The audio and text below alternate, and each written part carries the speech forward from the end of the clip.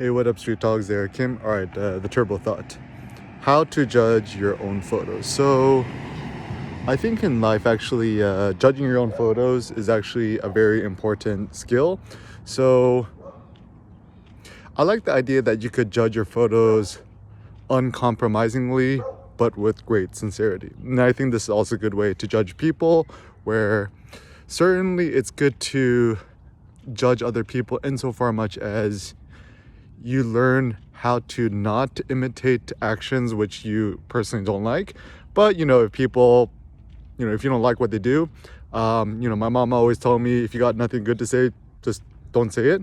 But just for your own sake and sanity, it's good to know which peoples to keep distant from and so forth. But anyways, so I think it's really important that, at least when it comes to our photography, to look at our photos and figuring out which photos to keep and which photos to ditch. So based on my nearly a decade plus of teaching photography workshops, giving constructive feedback seems to be the best, where you look at a photo and it's kind of like the critique sandwich, right? Where you say one thing that's good about it, one thing you like about it, one thing that you think could use improvement, then you end it off with the other hamburger bun where you say, this is what I ultimately like about it. Because it does seem that when it comes to photography feedback and critique, most people are quite sensitive to getting feedback on their photos.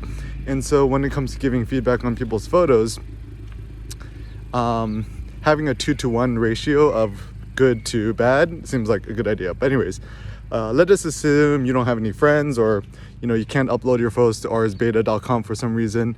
Then the question is, what next? Then judge your photos for yourself. So how does one judge photos for themselves? So I typically look at my photos and think, do I love the photos or not? Do I care for the photos or not? And in fact, the word curate in photography means to care. Cura, C-U-R-A, in Latin means to care.